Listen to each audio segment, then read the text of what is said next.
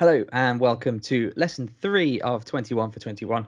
21 lessons for sport and media in the 21st century. Today, we'll be talking about some of the most viewed sport content in the world, but it's only loosely related to the competition and not talking about live matches. I'm not even talking about highlights, but I'm talking about the documentary series on Netflix and Amazon Prime that sort of tell the story around the sporting world. We'll get more into that. My name's Jamie Coles, and I'm joined, as ever, by Stuart Levy, who joins us today with some exciting news for the podcast. Yeah, thanks, Jamie. Thanks for joining us again, listeners. So those of you who've been with us from the start will remember our initial episode was about Twitch and how Ibayanos is making a real impact in the Spanish-speaking world. Now, the two of us, we came up with our idea for the podcast because we hadn't really seen too much in the English language media about this really unique situation in Spain with eBay. So a week or so after our podcast was published, we saw in the New York Times a story about Ibayanos. And the author of that article in the New York Times was Rory Smith, whose podcast I'd actually name checked and then tweeted to after episode 1. So I had a bit of banter with the guys via email from that podcast Set Piece Menu, and we were name checked in their episode this week. So do check out Set Piece Menu this week because we get a nice name check, and Rory gives us some friendly advice on what to do if we are going to focus on eBay again, which is to get eBay himself involved. Easier said than done, that one, perhaps. Yeah, perhaps. I mean, neither of us are the chief soccer correspondent of the New York Times, after all. Well, not yet, anyway. It's a lot of weight to carry behind you, that one. Just about, yeah. But yeah, no, that was an exciting sort of start to this week, really. Yeah, no, it was nice to hear. I follow that podcast anyway. I was on the train home from the office, making it a rare trip to the office, and I heard my name in lights, as it were, on the Set Piece Menu. So it was nice that we got a friendly shout out from a podcast that I've been listening to for some time and one that I admire the work of. So thanks to the guys of SPM. We can now refer to them as friends of the show, I think. Quite definitely. Yeah. So today we're going to be talking, as I mentioned in the intro, about these kind of Netflix and Amazon Prime series. Probably the most famous of which that seems to have triggered a bit of a boom was the Formula One series on Netflix, Drive to Survive. I don't know if you've seen it, but yeah, go on. I've seen parts of it, so I wasn't sure.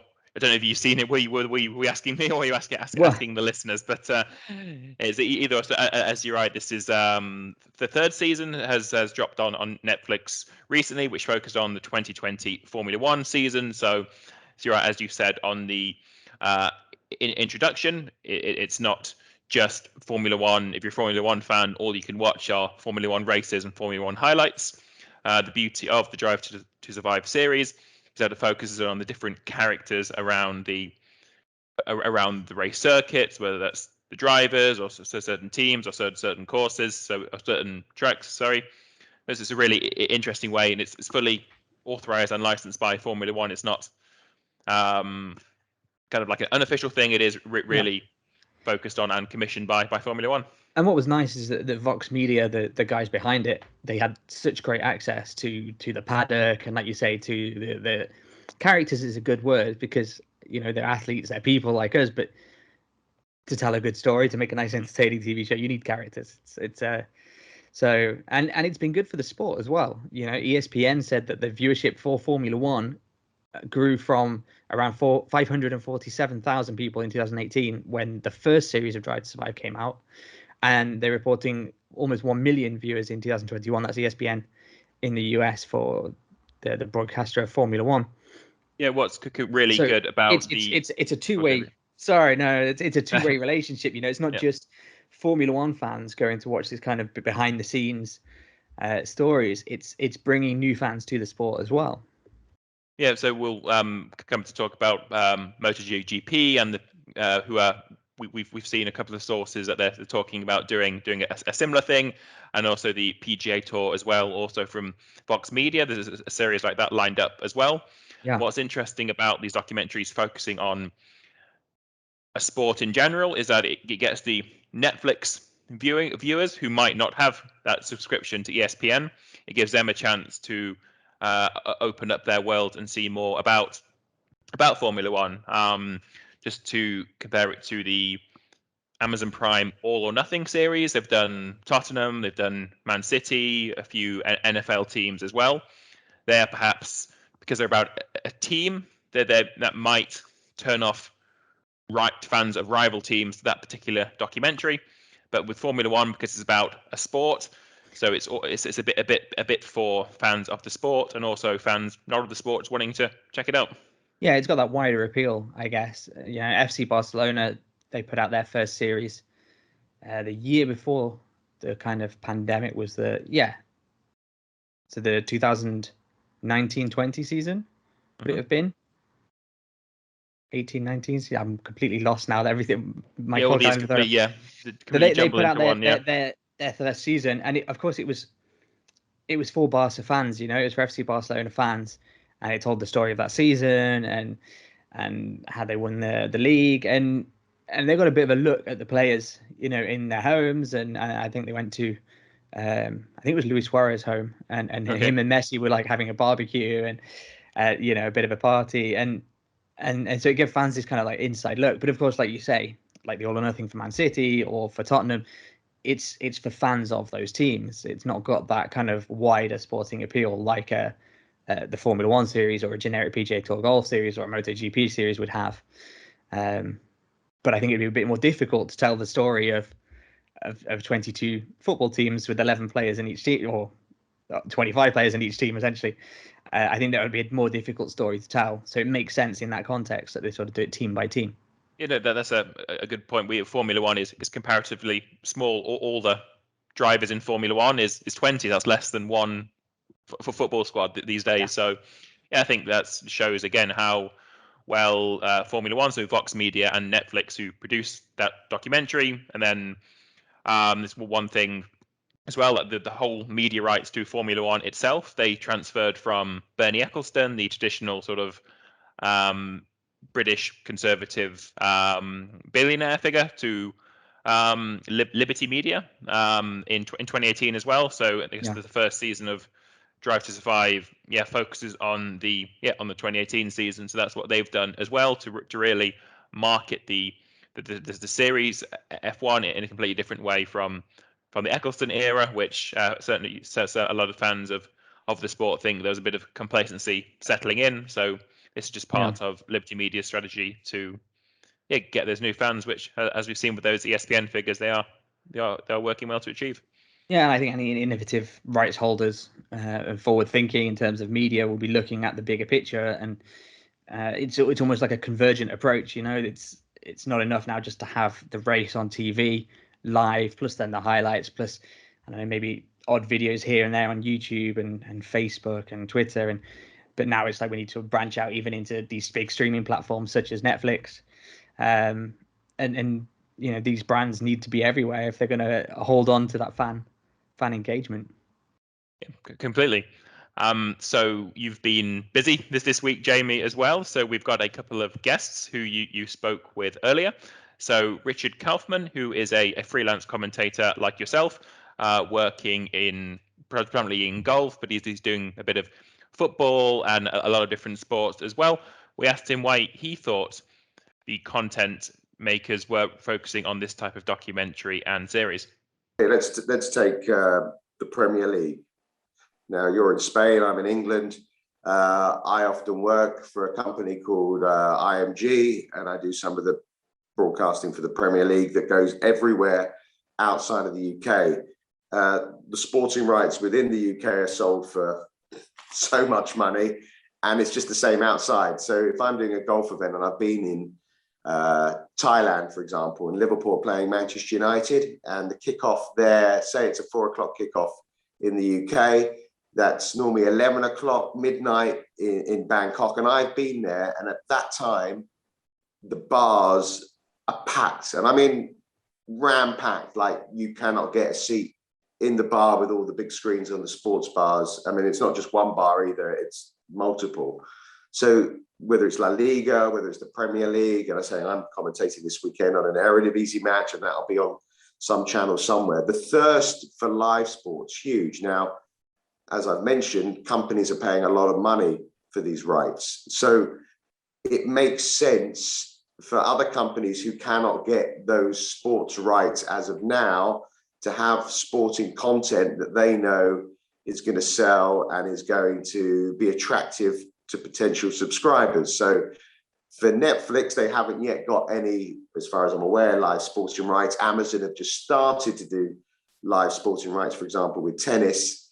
It is a way of getting a foothold in and drawing in that potential audience, which I would think maybe a couple of steps down the line might then bring in for live sport as well. So it's about producing sporting content that would attract subscribers and maybe have them hooked in for when they have live sporting rights, because, you know, ultimately I would think there is a thirst amongst those big companies that we've mentioned that are showing these, you know, fantastic documentaries, great content, but ultimately I would think most sports fans, as much as they love watching documentaries, want to watch the action. So it's all great watching a behind the scenes story about like Tottenham, and you know, I'm sure there's a lot of banter going on around in one of my WhatsApp groups. It was called All or Nothing with Tottenham because it always normally ended up in nothing. But ultimately, you want to watch Tottenham playing at the weekend in the North London Derby as opposed to watching All or Nothing. It's a nice little sideshow, but it's not, you know, the real thing. Yeah, and I guess it's something during the off season. You know, I think that's possibly why the Formula One series has been so successful as well. You know, they've really defined off seasons for these sports. Yeah. I think the Formula One one's probably possibly a bit longer than the football one, but it's something for fans to kind of keep enjoying the sport whilst there's no sport happening almost. Yeah, you're right. It's interesting because I'm, you know, most of my work, and not all of it, but most of my work's in golf, and there really isn't much of an off season. The PGA Tour season finished at the end of September, and the new season started a week later. Now we're in the Ryder Cup. The European Tour season will carry on until kind of the middle of December, and then it starts again in January. So there isn't an off season. But you're right, in most other sports, whether it's NBA or the baseball or Formula One, even ish in football, but in football you have the international, the Euros, the World Cup. There is that off season, and there is, you know, a window to put this kind of content in. Interestingly, there is a deal that's been signed by the PGA Tour with the company that did Drive to Survive for the Formula One. So I think they're going to be filming that next year. It'll be interesting to see how that pans out, because I think it's fair to say the PGA Tour are generally, and I'm sure F1 have had this labeled at them as well, but they're very control freaks. You know, if a player has done something controversial, you don't normally hear about it. It kind of gets pushed to the sidelines. So having their product exposed to someone, I assume Netflix wouldn't sign a deal like this unless they had full control. It'd be interesting to see how that dynamic pans out. But in terms of having that in a window where there's an off season, I think they're going to struggle because there really isn't one in golf. Yeah, that's quite an interesting thought actually, about getting to see that kind of behind the scenes stuff that you might not otherwise see, because these rights holders have such a firm grip, you know, whether it's La Liga or Dorna with MotoGP or you know, Formula One or PGA Tour. They have a really tight grip on their image and what their athletes can kind of do. So is that maybe something that attracts fans further, do you think, that they get this kind of other side that you might not otherwise see? Yeah, I mean, we started off by asking me, you know, what have I been doing? And I said I had 11 weeks without a day off. I mean, I love sporting documentaries. Often if I'm doing long haul flights, I'll either watch a box set or a film. You know, I've watched the Ali film, the Senna film. I love it, but I haven't watched any of these All or Nothings. Okay. None of them, none of the Tottenham. I've not watched Drive to Survive. I've not watched anything because I haven't had the time to sit down with a box set and just watch it. Because for me, I've got 5 kids. I'm away from home normally half the year. To sit down and, you know, thoroughly watch something unless I'm on an airplane is very rare unless it's live sport. But I can't remember what the question was now. It was just the fans getting a chance to see kind of another side to these sports and to their their favorite stars, I guess. Yeah, so I think that from what I've heard from people that have watched them, and I'm expecting more of the same from the golf, I don't think it really is for. I'm sure there is interest, and the Formula One geeks, if you want to call them that, the petrol heads have watched these series. But I think most of these series, and I'm expecting the same for the PGA Tour one, which I'm sure I will get to watch purely from obviously a work perspective as well. I'm not expecting to learn that much from it. I think it is more from sort of the floating fans, people that are maybe interested in Formula One, but don't necessarily watch all the races. And it has had a huge impact on viewing figures. The knock-on effect from Drive to Survive for the viewers who have watched that and now have been sucked in by the stories of watching that to watching the races has been a big impact.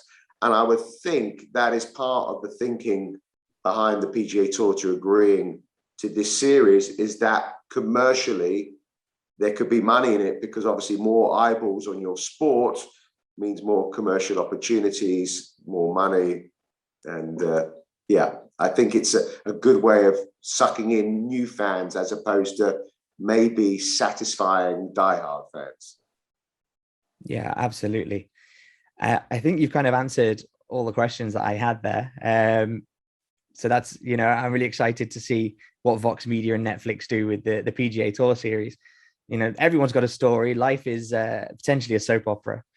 And so there's no reason why our favorite athletes shouldn't get their moment in the other side of the spotlight, as it were. Yeah, and I honestly, in golf, as opposed, because obviously I'm commentating on a football match tomorrow. I mean, you don't generally are able to sort of editorialize when you're commentating on a football match. The action's really fast, it's really furious. You can't really tell the player's story because it's a team event as well when you're watching football. In golf, it's a little different. So you can have that space as a commentator to give a reason why that individual should be more than just another name. So, for example, a golfer called Christopher Broberg won at the weekend, and it could be just another Swede winning a European Tour event. But you do have the space, because golf's a little slower in terms of watching, that you can say that this is a guy who for the last 6 years thought he was never going to play again. He's had 3 surgeries, his back went, his ankle went, his knee went.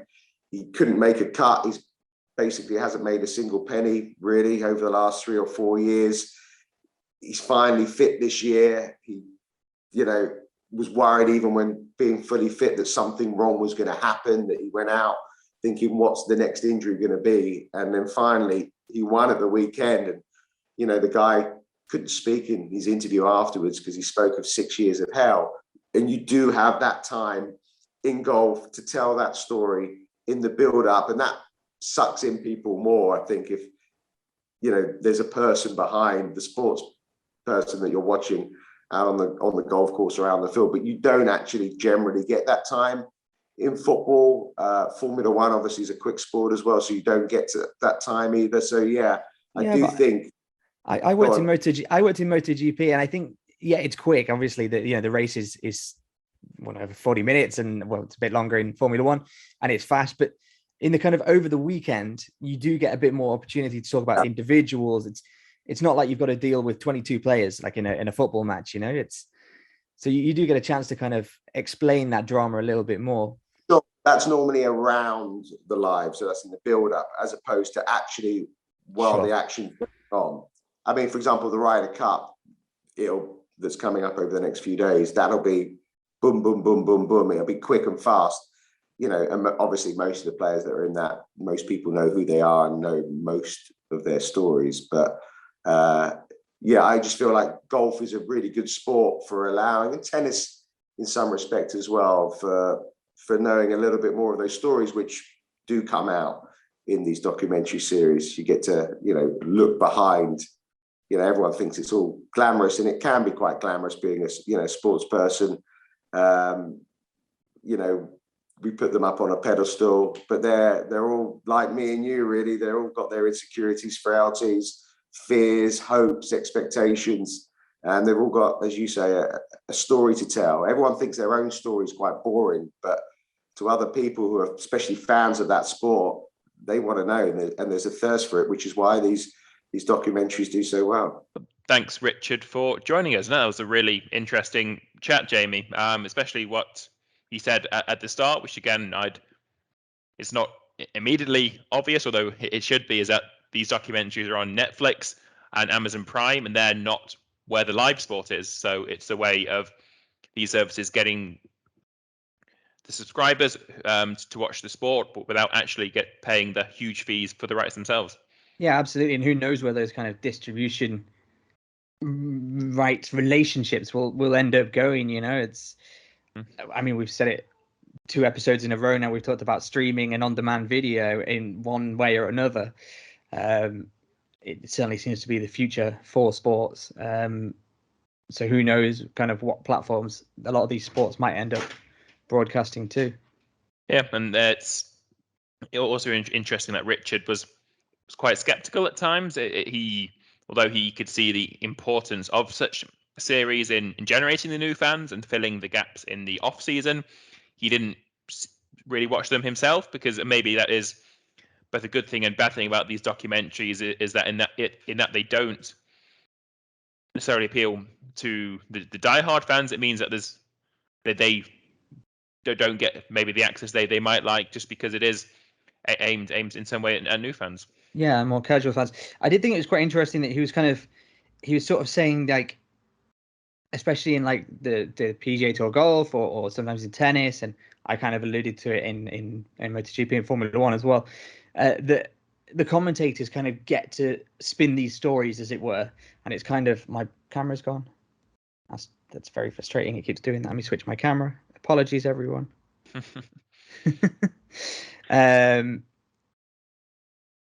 It does seem, yeah. So he was kind of saying, like, it's up to him, to or the commentator to kind of spin these stories, as it were, for want of another phrase.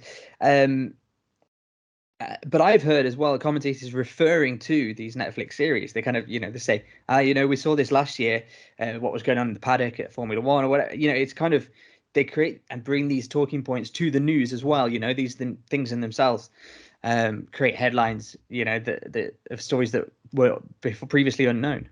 Yeah, that's again down to why we thought that it is the Formula One and MotoGP and golf that these series are best focused to, because they are just significantly fewer characters. So there are as many Formula One drivers as in one football team. So again, in the maybe the Sunderland Till I Die or Tottenham or All or Nothing, some players might have featured that very briefly, because there's just only certain characters within the team. So yeah, with the Formula One, it gives a bit more room to breathe and get to know the certain individuals across the different teams. Yeah, absolutely. And I think the season almost pans out in a different way as well, like the way that the kind of, from one week to the next, they have to maintain the consistency, which I know football teams and basketball teams have to do. But at the end of the day, it's all kind of on the one athlete. He's kind of, that narrative goes with him rather than with the team. And in a team, maybe 1 week, one player stands out, and the next week another player stands out, and then the third week both of them are on the bench for whatever reason because they need resting. Or whereas in MotoGP or Formula One or PGA Tour golf, it's always them that's putting everything on the line, and their lives evolve greatly over the space of a year. MotoGP rider Alex Rins, for example, has just had a baby, but he's going to have to fly to America on Tuesday to compete in the American Grand Prix. Those are extra dramas that you perhaps don't hear about in kind of domestic competitions as well, like football. Yeah, and as you said, the commentators do have sometimes the opportunity to talk about the issues around the sport. So the commentator of the MotoGP race could well mention that if it's something the fans of the sport are aware of.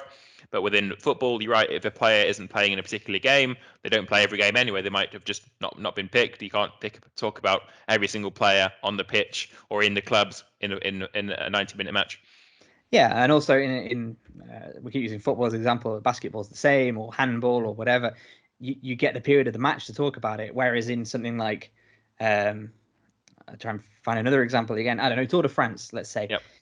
It's a longer period of time that you're live for. It's a long, thinking from sort of my perspective as a broadcaster, you're live for a longer period of time over several days at a time. And there are going to be times where there's not a lot of stuff happening. And so you need to have these kind of extra stories in your back pocket to give you something to talk about, because we all fear silence in this world, Stuart. Yeah, completely. So this is just a subtopic, but what different skills do you think Richard has compared to yourself then for commentating on golf compared to the football and shorter sports that you normally commentate on? Well, I think it's all a matter of preparation, perhaps. I mean, Richard's a veteran in this world. He's certainly been commentating on sports far longer than I have, but everything's about the preparation. And I did the Cadiz Barca match the other night that ended up in a 0-0 draw, and the guy I was commentating it with, he says to me, I write out 6 pages of notes, like almost like studying for an exam. He says, but I'm lucky if I ever refer to 2 pages of it, or more than just shouting out the names of the players and their nationality or their what's happening. But as someone that you're on the spotlight almost. Okay, fans are watching the match, but it's you that they hear, and you kind of don't want to be caught with nothing to say. Yeah. And so it's better to be to have all this information and all these stories and not need them, than not having anything to say and needing to say something. So I think certainly the amount of preparation that must go into commentating on PGA Tour golf, for example, and getting to know the golfers and getting into their mind a little bit, that must take a lot of work and dedication, especially over the long periods of time that these competitions go on for. Our second guest in this week's episode was Chris Hull, who, like Richard, is a vastly experienced figure in the industry, working in sponsorship for Nationwide, having worked on the English Football League in setting up that sponsorship deal when it was a Nationwide Football League back in the 90s and 2000s. Since then, Richard has worked as a consultant in topics including sports broadcast and the media, and Jamie asked him his take on these new forms of documentaries and series. The Michael Jordan series was amazing. Last Dance. Sunderland Football Club was amazing. Well, this is the other one. Every team now seems to have, if it's not the sport that's got a series, the teams seem to have one. Sunderland have got one, PSG have got one. Obviously, one of my favourites as well. Tottenham were on one, All or Nothing. I've got to give a shout out as well. I love the Howard's Way documentary from Everton. That's the thing. We're just so blessed, aren't we? We're just so blessed with these wonderful documentaries and insights. And I actually think, and I was going to come on to this, Jamie, and I'll let you ask your question in a second, but you're absolutely spot on. The behind the scenes stuff, goals, action, the game is a given. And I know, Jamie, you do a great deal of work with Barcelona and you do translation work there. In fact, I think there was a famous translator at Barcelona that went on to good things. So it's best not to talk too much about that one. But, goals, action. I mean, Barcelona, I think they've got 38 million Twitter followers. They've got over 100 million Instagram followers. They just need to put something out. It doesn't need to be the greatest content in the world, but it will fly. I know Barcelona does put great content out, but the lower down you go, the better the content has to be to get people interested, because there is so much stuff out there. And of course, as I think I mentioned, goals and action, the game, all the traditional exposure stuff is great. But, I was thinking about it when you mentioned this yesterday, Jamie, and you very kindly invited me on to have a chat with you on the podcast. I was thinking, in addition to the traditional stuff, what is it that is really, really important about whether you're running your own podcast? Because I think even my postman has got his own football podcast these days. That's the amount of competition there is for content. And it has to be good. It really has to be good. Whether that's fan podcasts, whether that's former player podcasts, which I've seen some of those, and they're great because fans love those behind the scenes stories. They love the stuff that they're never going to be able to see and witness. They love that sort of stuff. So I think it's important to know who you are, what you're trying to achieve. Obviously, your audience is really, really important, but I also think it's really important during the content, and particularly after the content, that you interact with your audience as well, and that you don't leave them hanging. People like to know that the people that the content that they're consuming and the people that are producing that content, you can actually access them and you can actually talk to them. It's one thing that I like to do, and it's not because it's part of the game. It's part of because I actually enjoy it. Quite often on social media or when I'm at a game, I love talking to fans, because actually the insight you get from fans and the tone and the warmth and the insight is often better than anything else you can ever get. So that interaction with your audience is really great. But just in terms of other elements of content that I think are really important, because don't forget, depending on how you measure it, the sports industry globally is worth anything between 500 billion and $1 trillion, depending on what types of sports markets you analyze. But if you go the whole distance and you analyze every type of sports, sports participation, sports media, it's probably in the $1 trillion mark globally, sports. And a lot of that attention and a lot of those dollars actually come from sponsors and rights holders. And I think I'm right in saying that around about 20% of the value of sponsors and rights holders comes online.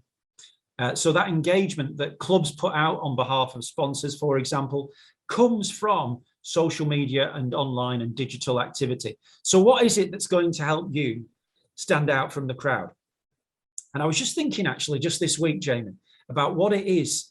This week in particular, for example, some of the stories that have helped people stand out above the crowd.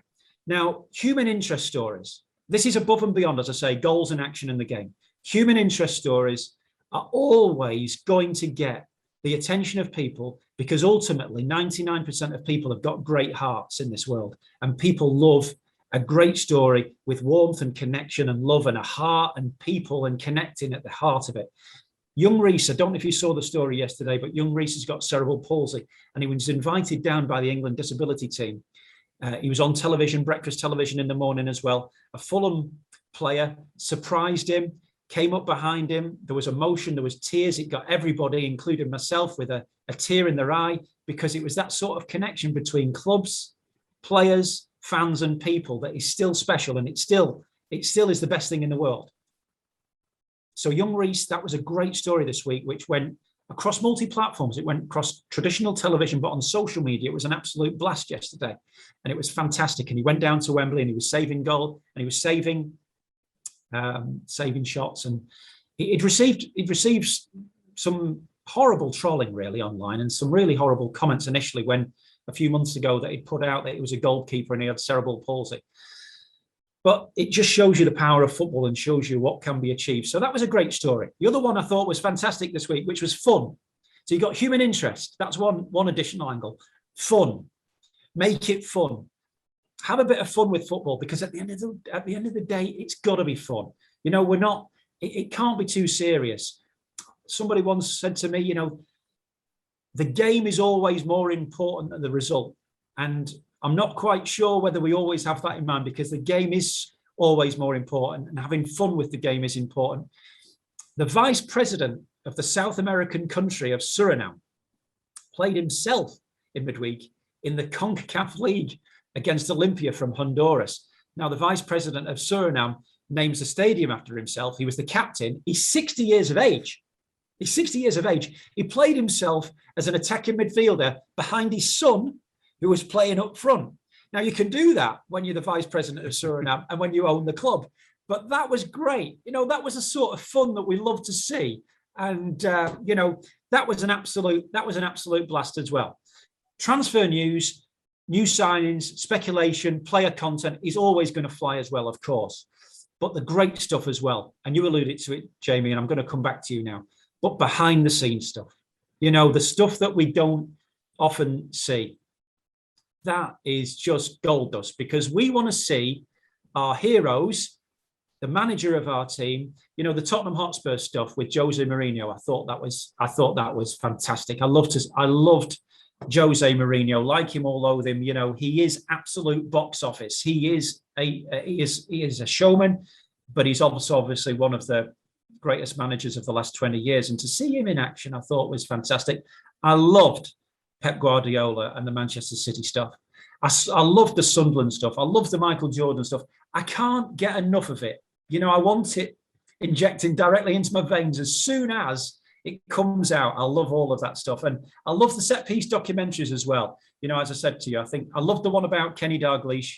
I love the one about the Three Kings, with Busby, Shankly, and the great Jock Stein.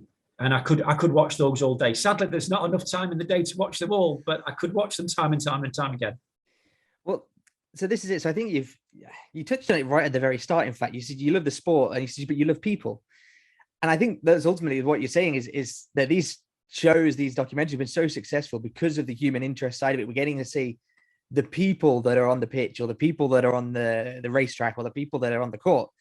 And that's really giving fans this kind of extra taste of their favorite stars. Where do you think this is going then beyond this? I keep looking around. It looks like MotoGP are doing a series. It looks like PGA Tour are doing a series with the people that made Drive to Survive for Netflix. So it almost looks like you said, everyone's got a podcast now. It looks like if you're a sport or a team and you've not got a series, then you're falling behind. So where's this heading? It's a really good question, Jamie. I think if you and I had the answer to that, I think we'd be sitting somewhere having a pina colada right now and about to go out on a nice golf course for 18 holes. I think the technology will improve clearly, and advancements will be made in that. But something, the more life changes, the more it stays the same.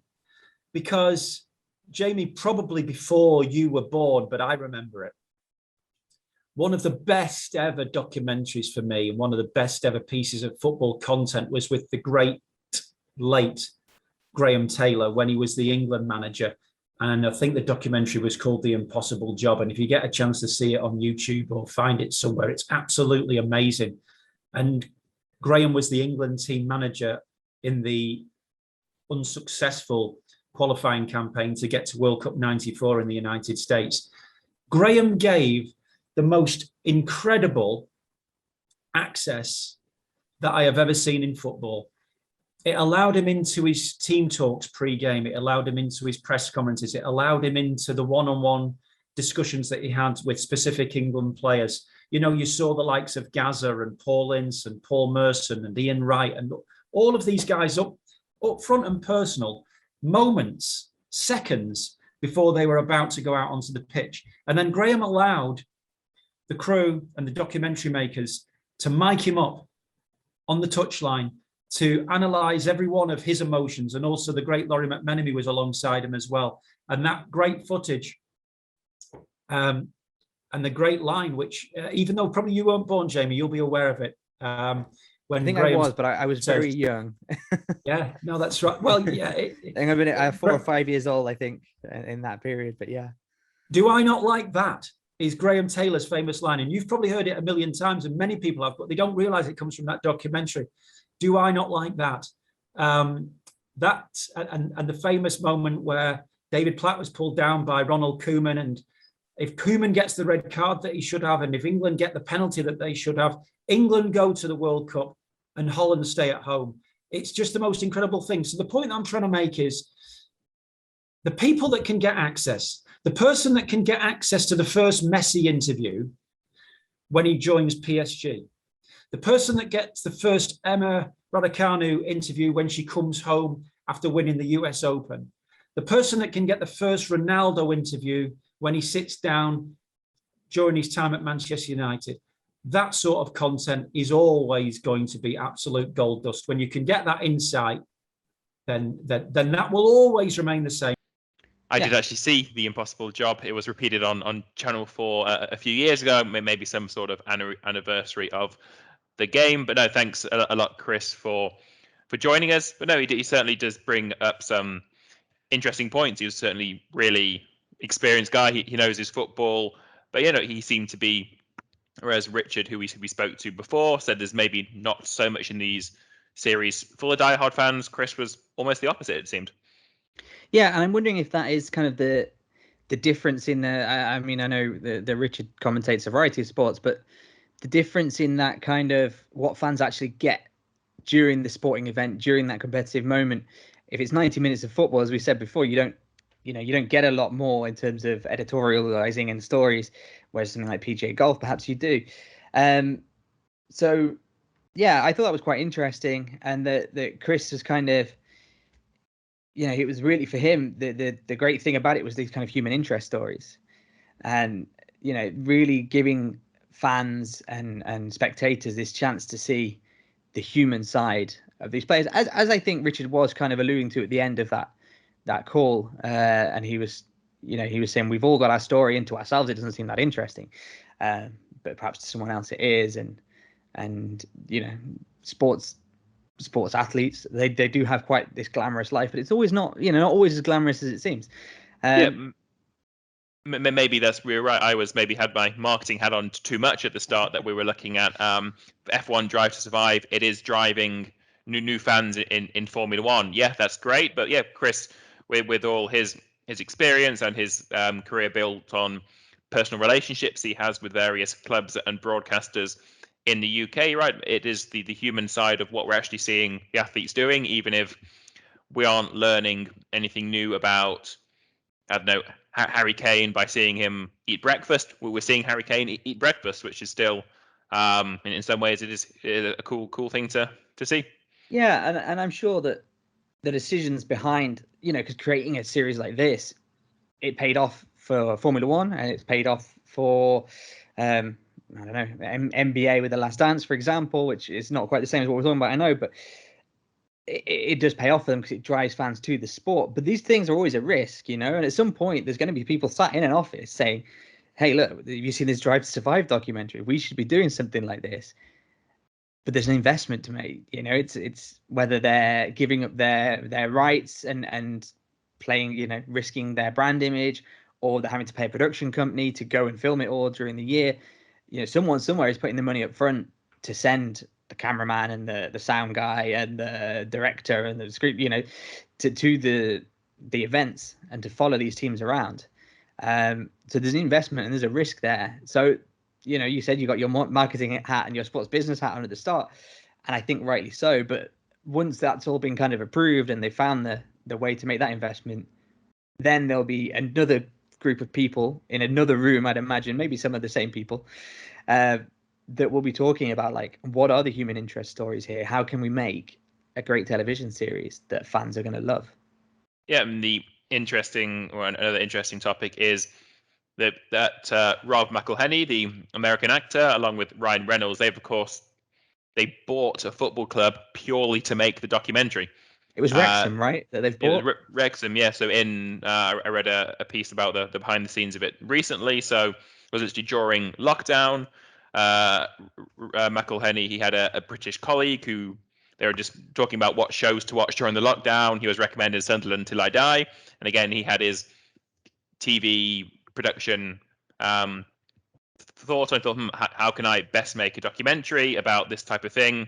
I know I'll make the documentary about me buying the club, by buying the club itself. That's taking it to some extremes. That he knows that these types of content work. These documentaries are super popular now, and just to own the content, he's presumably got all the Wrexham rights, the Wrexham footage as well. So that will be certainly interesting to see how that one pans out.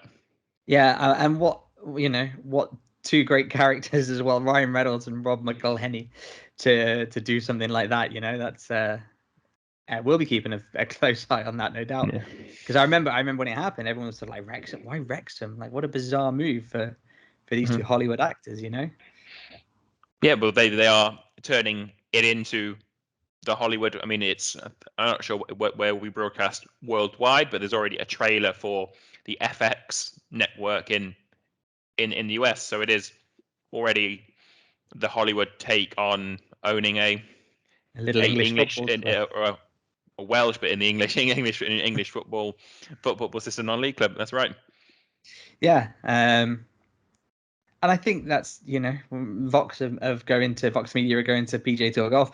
I think it's one of those, like, it's almost like an illness, once you start looking at stories and stories that are there to be told, it becomes like this kind of almost obsession. It's like, what's the next story I can tell?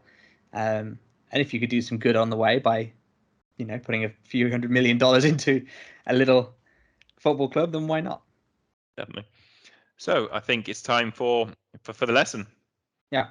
What's the So lesson today, then, Stuart? I think from what we've spoken and what we've had the calls with Richard and Chris, I think there's certainly the market is there for sports rights holders to develop their brand further through non-sport related documentaries with the focus on action away from the pitch and also action on that human interest side.